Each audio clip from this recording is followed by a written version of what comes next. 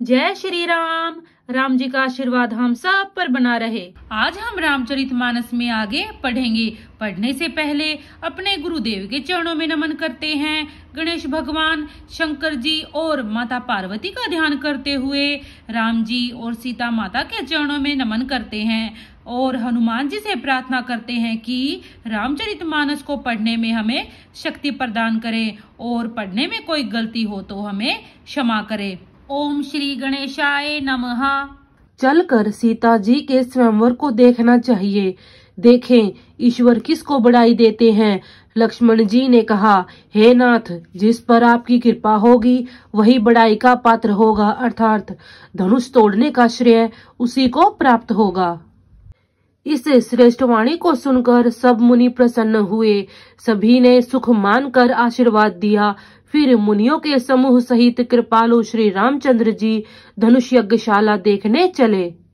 दोनों भाई रंगभूमि में आए हैं, ऐसी खबर जब सब नगरवासियों ने पाई, तब बालक, जवान, बूढ़े, स्त्री, पुरुष सभी घर और कामकाज को भुलाकर चल दिए। जब जनक जी ने देखा कि बड़ी भीड़ हो गई है, तब उन्होंने सब विश्वास पात्र सेवकों को बुलवा लिया और कहा, तुम लोग तुरंत सब लोगों के पास जाओ और सब किसी को यथा योग्य आसन दो।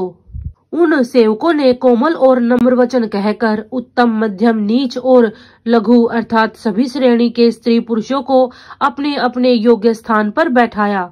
उसी समय राजकुमार राम और लक्ष्मण वहां आए। वे ऐसे सुंदर हैं मानो साक्षात मनोहरता ही उनके शरीरों पर छा रही हो। सुंदर, सांवला और गोरा शरीर है। वे गुणों के समुंदर, चतुर और उत्तम वीर हैं। वे राजाओं के समाज में ऐसे सुशोभित हो रहे हैं मानो तारागणों के बीच दो पूर्ण चंद्रमा हो। जिनकी जैसी भावना थी, प्रभु की मूर्ति उन्होंने वैसी ही देखी। राजा लोग श्री रामचंद्र जी के रूप को ऐसा देख रहे हैं मानो स्वयं वीर रस शरीर धारण किए हुए हो। कुटिल राजा प्रभु को देखकर डर गए मानो बड़ी भयानक मूर्ति हो। छल से जो राक्षस वहां राजाओं के वेश में बैठे थे, उन्होंने प्रभु को प्रत्यक्ष काल के समान देखा। नगरवासियों ने दोनों भाइयों को मनुष्यों के भूषण रूप और नेत्रों को सुख देने वाला देखा। स्त्रियां हृदय में हर्षित होकर अपनी अपनी रुचि के अनुसार उन्हें देख रही हैं मानो श्रृंगार रस ही परम अनुपम मूर्ति धारण किए सुशोभित हो रहा हो। विद्वानों को प्रभु विराट रूप में दिखाई दिए, जिसके बहुत से मुंह, हाथ, पैर, नेत्र और सिर हैं। जनक जी के कुटुंबी प्रभु को किस तरह अर्थात कैसे प्रिय रूप में देख रहे हैं, जैसे सगे सजन प्रिय लगते हैं। जनक समेत रानियां उन्हें अपने बच्चे के समान देख रही हैं। उनकी प्रीति का वर्णन नहीं किया जा सकता। योगियों को वे शांत, शुद्ध, सम और स्वतः प्रकाश परम तत्व के रूप में दिखे। हरि भक्तों ने दोनों भाइयों को सब सुखों के देने वाले इष्ट देव के समान देखा। सीता जी जिस भाव से श्री रामचंद्र जी को देख रही हैं, वह स्नेह और सुख तो कहने में ही नहीं आता। स्नेह और सुख का वे हृदय में अनुभव कर रही हैं, पर वे भी उसे कह नहीं सकती। फिर कोई कवि उसे किस प्रकार कह सकता है। इस प्रकार जिसका जैसा भाव था, उसने कौशलाधीश श्री रामचंद्र जी को वैसा ही देखा। सुंदर, सांवले और गोरे शरीर वाले तथा विश्व भर के नेत्रों को चुराने वाले कौशलाधीश के कुमार राज समाज में इस प्रकार सुशोभित हो रहे हैं। दोनों मूर्तियां स्वभाव से ही अर्थात बिना किसी बनाव श्रृंगार के मन को हरने वाली करोड़ों कामदेवों की उपमा भी उनके लिए तुच्छ है। उनके सुंदर मुख शरद पूर्णिमा के चंद्रमा की भी निंदा करने वाले अर्थात उसे नीचा दिखाने वाले हैं और कमल के समान नेत्र मन को बहुत ही भाते हैं। सुंदर चितवन सारे संसार के मन को हरने वाले कामदेव के भी मन को हरने वाली है। वह हृदय को बहुत ही प्यारी लगती है, पर उसका वर्णन नहीं किया जा सकता। सुंदर गाल हैं, कानों में चंचल अर्थात झूमते हुए कुंडल है, ठोड़ी और ओठ सुंदर हैं, कोमल वाणी है। हंसी चंद्रमा की किरणों का तिरस्कार करने वाली है। भौहें टेढ़ी और नासिका मनोहर है। ऊंचे चौड़े ललाट पर तिलक झलक रहे हैं। काले घुंघराले बालों को देखकर भौरों की पत्तियां भी लजा जाती हैं। पीली चौकोनी टोपियां सिरों पर सुशोभित हैं, जिनके बीच बीच में फूलों की कलियां बनाई हुई हैं। शंख के समान गले में मनोहर 3 रेखाएं हैं, जो मानो तीनों लोगों की सुंदरता की सीमा को बता रही हैं। कमर में तरकस और पीतांबर बांधे हैं। दाहिने हाथों में बाण और बाएं सुंदर, कंधों पर धनुष तथा पीले यज्ञोपवीत अर्थात जनेऊ सुशोभित है। नख से लेकर शिखा तक सब अंग सुंदर हैं। उन पर महान शोभा छाई हुई है। उन्हें देखकर सब लोग सुखी हुए। नेत्र एकटक हैं और तारे अर्थात पुतलियां भी नहीं चलते। जनक जी दोनों भाइयों को देखकर हर्षित हुए। तब उन्होंने जाकर मुनि के चरण कमल पकड़ लिए, विनती करके अपनी कथा सुनाई और मुनि को सारी रंगभूमि दिखलाई। मुनि के साथ दोनों श्रेष्ठ राजकुमार जहाँ जहाँ जाते हैं वहाँ वहाँ सब कोई आश्चर्यचकित हो देखने लगते हैं। सब ने राम जी को अपनी अपनी ओर ही मुख किए हुए देखा, परंतु इसका कुछ भी विशेष रहस्य कोई नहीं जान सका। मुनि ने राजा से कहा, रंगभूमि की रचना बड़ी सुंदर है। विश्वामित्र जैसे विरक्त और ज्ञानी मुनि से रचना की प्रशंसा सुनकर राजा प्रसन्न हुए और उन्हें बड़ा सुख मिला। सब मंचों से एक मंच अधिक सुंदर, उज्जवल और विशाल था। स्वयं राजा ने मुनि सहित दोनों भाइयों को उस पर बैठाया।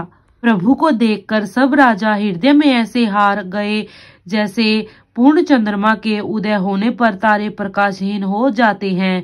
उनके तेज को देखकर सबके मन में ऐसा विश्वास हो गया कि रामचंद्र जी ही धनुष को तोड़ेंगे, इसमें संदेह नहीं। इधर उनके रूप को देखकर सबके मन में यह निश्चय हो गया कि शिवजी के विशाल धनुष को जो संभव है न टूट सके, बिना तोड़े भी सीता जी श्री रामचंद्र जी के ही गले में जयमाला डालेंगी, अर्थात दोनों तरह से ही हमारी हार होगी और विजय रामचंद्र जी के हाथ रहेगी।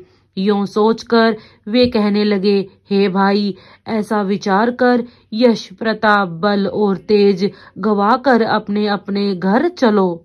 दूसरे राजा जो अविवेक से अंधे हो रहे थे और अभिमानी थे, यह बात सुनकर बहुत हंसे। उन्होंने कहा, धनुष तोड़ने पर भी विवाह होना कठिन है, अर्थात सहज ही में हम जानकी को हाथ से नहीं जाने देंगे। फिर बिना तोड़े तो राजकुमारी को ब्याह ही कौन सकता है? काल ही क्यों न हो, एक बार तो सीता के लिए उसे भी हम युद्ध में जीत लेंगे। यह घमंड की बात सुनकर दूसरे राजा, जो धर्मात्मा, हरिभक्त और सयाने थे, मुस्कुराए। उन्होंने कहा, राजाओं के गर्व दूर करके, अर्थात जो धनुष किसी से नहीं टूट सकेगा, उसे तोड़कर श्री रामचंद्र जी सीता जी को ब्याहेंगे। रही युद्ध की बात, सो महाराज दशरथ के रण में बाके पुत्रों को युद्ध में तो जीत ही कौन सकता है। गाल बजाकर व्यर्थ ही मत मरो, मन के लड्डुओं से भी कहीं भूख बुझती है। हमारी परम पवित्र सीख को सुनकर सीता जी को अपने जी में साक्षात जगजननी समझो, अर्थात उन्हें पत्नी रूप में पाने की आशा एवं लालसा छोड़ दो और श्री रघुनाथ जी को जगत पिता विचार कर नेत्र भर कर उनकी छवि देख लो। ऐसा अवसर बार बार नहीं मिलेगा। सुंदर, सुख देने वाले और समस्त गुणों की राशि ये दोनों भाई शिवजी के हृदय में बसने वाले हैं, अर्थात स्वयं शिवजी भी जिन्हें सदा हृदय में छिपाए रखते हैं, वे तुम्हारे नेत्रों के सामने आ गए हैं। समीप आए हुए अमृत के समुद्र को छोड़कर तुम मृगजल को देखकर दौड़कर क्यों मरते हो? फिर भाई, जिसको जो अच्छा लगे वही जाकर करो। हमने तो श्री रामचंद्र जी के दर्शन करके आज जन्म लेने का फल पा लिया। ऐसा कहकर अच्छे राजा प्रेम मग्न होकर श्री राम जी का अनुपम रूप देखने लगे। देवता लोग भी आकाश से विमानों पर चढ़े हुए दर्शन कर रहे हैं और सुंदर गान करते हुए फूल बरसा रहे हैं। तब सुअवसर जानकर जनक जी ने सीता जी को बुला भेजा। सब चतुर और सुंदर सखियां आदर पूर्वक उन्हें लिवा चली। रूप और गुणों की खान जगजननी जानकी जी की शोभा का वर्णन नहीं हो सकता। उनके लिए मुझे सब उपमाएं तुच्छ लगती हैं, क्योंकि वे लौकिक स्त्रियों के अंगों से अनुराग रखने वाली हैं। सीता जी के वर्णन में उन्हीं उपमाओं को देकर कौन कुकवि कहलाए और अपयश का भागी बने। यदि किसी स्त्री के साथ सीता जी की तुलना की जाए तो जगत में ऐसी सुंदर युवती है ही कहाँ जिसकी उपमा उन्हें दी जाए। पृथ्वी की स्त्रियों की तो बात ही क्या, देवताओं की स्त्रियों को भी यदि देखा जाए तो हमारी अपेक्षा कहीं अधिक दिव्य और सुंदर है। तो उनमें सरस्वती तो बहुत बोलने वाली है। पार्वती अर्धांगिनी है, अर्थात अर्ध नारी नटेश्वर के रूप में उनका आधा ही अंग स्त्री का है, शेष आधा अंग पुरुष का अर्थात शिव जी का है। कामदेव की स्त्री रति पति को बिना शरीर का जानकर बहुत दुखी रहती है, और जिनके विष और मदिरा जैसे समुद्र से उत्पन्न होने के नाते प्रिय भाई हैं, उन लक्ष्मी के समान तो जानकी जी को कहा कैसे जाए। जिन लक्ष्मी जी की बात ऊपर कही गई है वे निकली थी खारे समुद्र से, जिसको मथने के लिए भगवान ने अति कर्कश पीठ वाले कच्छप का रूप धारण किया। रस्सी बनाई गई महान विषधर वासुकी नाग की। मथाने का कार्य किया अतिशय कठोर मंदराचल पर्वत ने, और उसे मथा सारे देवताओं और दैत्यों ने मिलकर। जिन लक्ष्मी को अतिशय शोभा की खान और अनुपम सुंदरी कहते हैं, उनको प्रकट करने में हेतु बने ये सब असुंदर एवं स्वाभाविक ही कठोर उपकरण।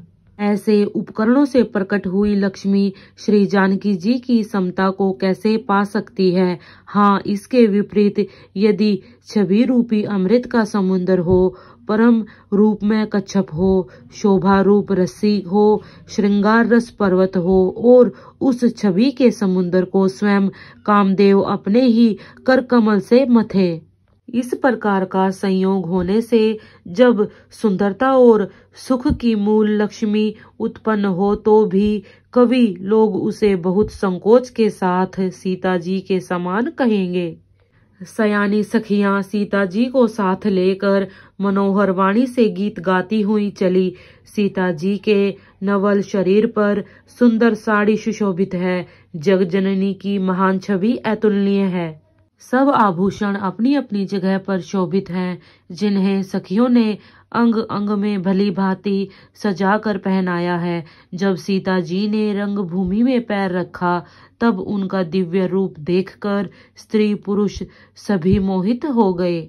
देवताओं ने हर्षित होकर नगाड़े बजाए और पुष्प बरसाकर अप्सराएं गाने लगी। सीता जी के कर कमलों में जयमाला सुशोभित है। सब राजा चकित होकर अचानक उनकी ओर देखने लगे। सीता जी चकित चित्त से श्री राम जी को देखने लगी।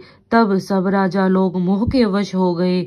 सीता जी ने मुनि के पास बैठे हुए दोनों भाइयों को देखा तो उनके नेत्र अपना खजाना पाकर वहीं श्री राम जी में जा लगे। परंतु गुरुजनों की लाज से तथा बहुत बड़े समाज को देखकर सीता जी सकुचा गई। वे श्री रामचंद्र जी को हृदय में लाकर सखियों की ओर देखने लगी। श्री रामचंद्र जी का रूप और सीता जी की छवि देखकर स्त्री पुरुषों ने पलक मारना छोड़ दिया। सभी अपने मन में सोचते हैं पर कहते सकुचाते हैं। मन ही मन वे विधाता से विनय करते हैं, हे विधाता, जनक की मूढ़ता को शीघ्र हर लीजिए और हमारी ही ऐसी सुंदर बुद्धि उन्हें दीजिए कि जिससे बिना ही विचार किए राजा अपना प्रण छोड़कर सीता जी का विवाह राम जी से कर दे।